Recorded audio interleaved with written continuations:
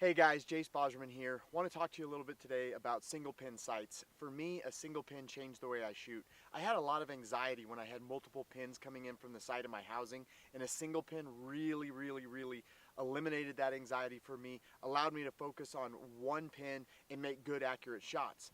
Now, the big knock on single pins a lot of time is, well, I only have that one pin, and what happens if I'm drawn back on a whitetail at 20 yards and he runs out to 40 yards? Or what if I have a bull at 50 yards that comes screaming into 30?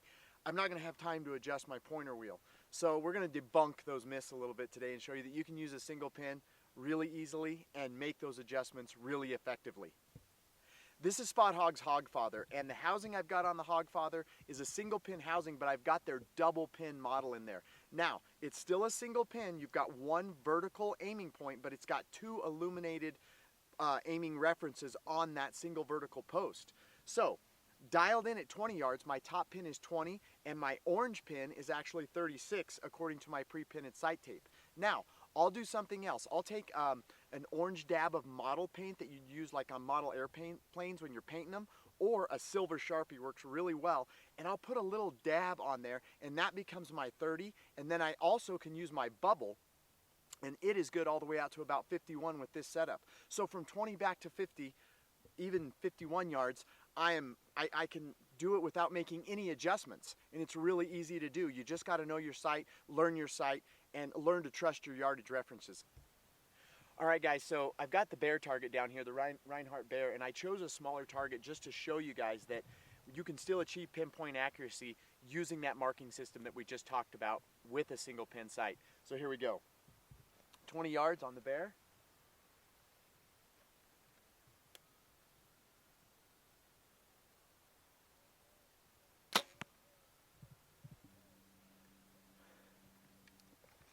And that'll work.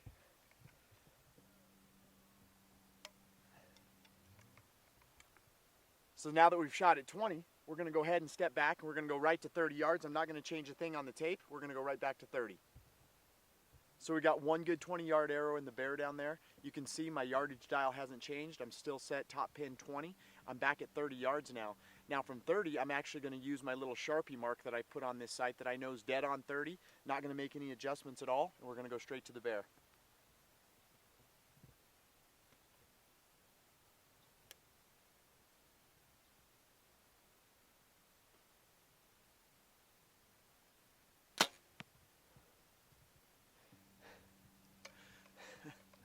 I love a single pin. Those two arrows are money. And again, on this, I'm not going for a 12 ring. I'm going for a good solid kill. So now we're going to leave it right here, not touching a thing. We're going to go back to exactly 36 yards because that's where my second indicator mark is for my orange pin. All right, we're back at 36 yards now, and for this one, I'm actually going to use my second pin down on the vertical post, which is my orange pin. So I have a specific yardage marker for here that will match up to your tape. So, again, haven't touched anything on the sight, going to go right to the bear, 36 yards, here we go.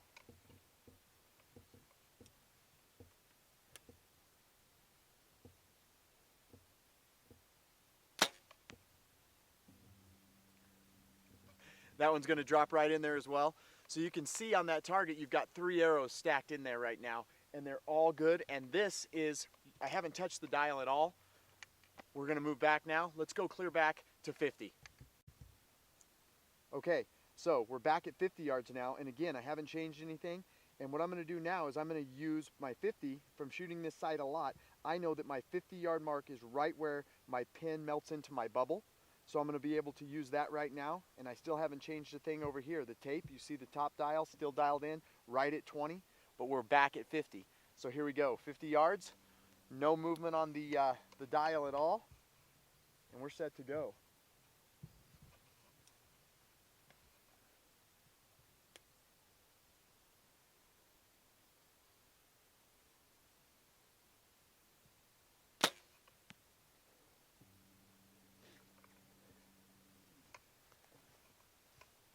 It felt good. I can't see it from here, but my cameraman gave me the head shake, so we must be good. So we'll go down there now, check out this group of arrows. We shot 4 arrows without ever moving the dial on a single pin sight. So that kind of debunks that myth that you can't use a single pin if that whitetail bounds out a few yards or an elk comes screaming in closer. Know your sight, know your adjustments, and have a pin that's ready to go at any of those distances. Let's go check it out.